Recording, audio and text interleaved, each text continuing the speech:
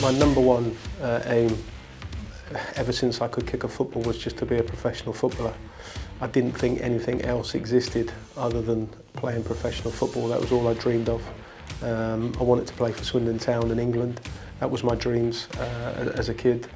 I became a schoolboy player at Swindon and an apprentice, played in the youth team and reserve teams, and unfortunately didn't make a professional debut there and left Swindon and signed for Portsmouth. I hoped that that was going to be where I played for the rest of my life, but things didn't work out there. And because at the end of your apprenticeship you take your prelim coaching badge, that allowed me, when I was going on trials at clubs after leaving Portsmouth, when things didn't look positive for me, that I could start doing something within the game that I loved.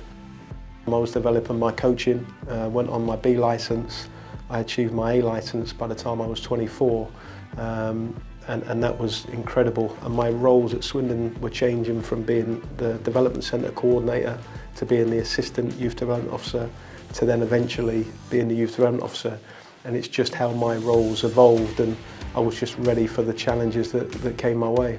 And an opportunity came for me to leave and join Chelsea, which was just an incredible opportunity and too good for me to turn down, and I joined Chelsea, where I've spent the last sort of 21 years in a number of different roles, but from under 7 to under 14 assistant academy manager, focusing on the recruitment of the best players at under 8 through the development centre programme. Then my role changed to be overseeing the 9 to 16s as assistant academy manager, as well as the head of local recruitment.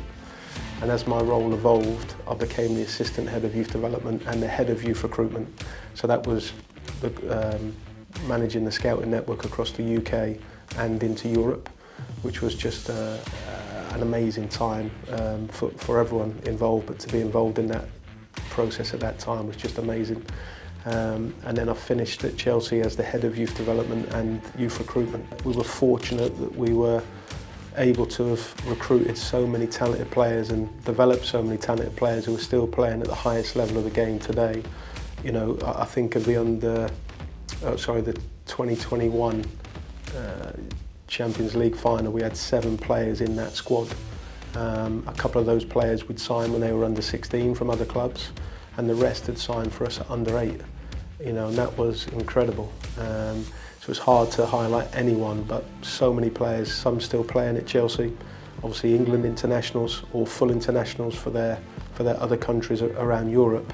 It's obviously an incredibly proud moment just to have been involved in that process over sort of 20 years.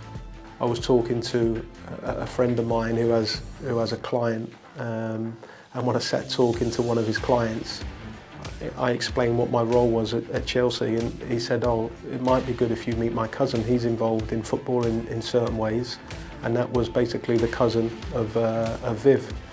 And I remember meeting Viv for the first time, and we spent nearly 3 hours before we stopped talking. It was just an instant connection with Viv.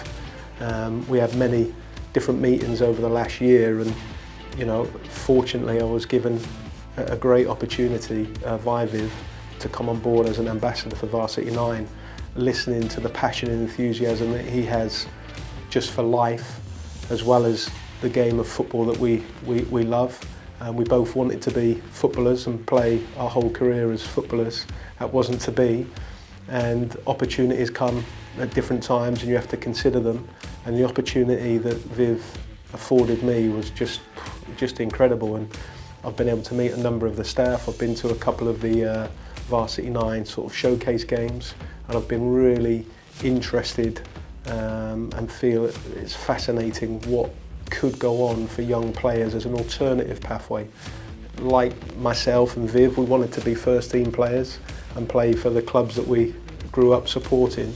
It didn't work out, and I understand every boy's dream is to be a young professional footballer, but if it doesn't quite work out in this country, Varsity Nine is obviously showcasing the opportunity that there's football goes on all around the world, and there's still many exciting opportunities that could be in a young player's pathway that they should explore. And I'm excited to be involved with the guys within the company to help players pursue their dreams. This is an incredibly professional, unbelievably data-driven football company that gives young people another opportunity to pursue their dreams, and that is exciting.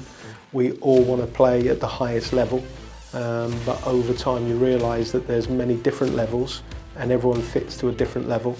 But going overseas and playing, potentially in the US college system or in the UAE or in Australia is just an unbelievable opportunity, and young people and their parents should definitely consider this next step in their journey, because it is fantastic and you just don't know where it leads to. I'll be working with Viv and the team to lend my support and guidance, mentorship, for example, at every step of the way should it be needed. I've been fortunate over the last 30 years to work within youth development and have seen many different positives, not so good scenarios of how things have gone with players' pathways and their journeys. So if I can give anyone some guidance, some experience, some knowledge of good things and not such good things to do at certain times, then that's where I feel I can add some value to the guys at Varsity Nine.